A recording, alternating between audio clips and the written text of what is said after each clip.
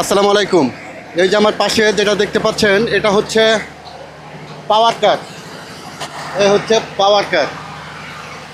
এর ভিতরে এটার থেকেই পাওয়ারটা জেনারেট হয়। আসসালামু আলাইকুম, কেমন আছেন?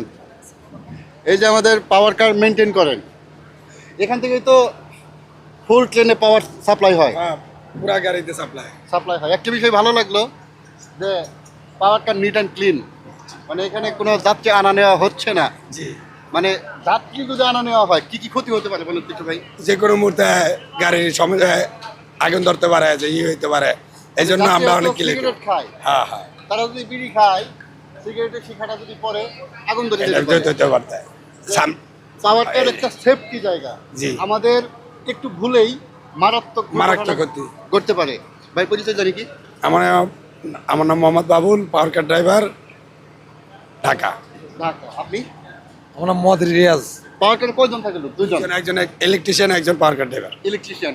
যদি কোনো ইলেকট্রিক প্রবলেম হয় সাথে সাথে এটা সাথে সাথে আমার ওস্তাদে যাবো, ওস্তাদে না পারলে আমি যাবো। আপনি যাবেন, ঠিক করবেন। থ্যাংক ইউ ভাই, ভালো থাকবেন, আল্লাহ হাফেজ।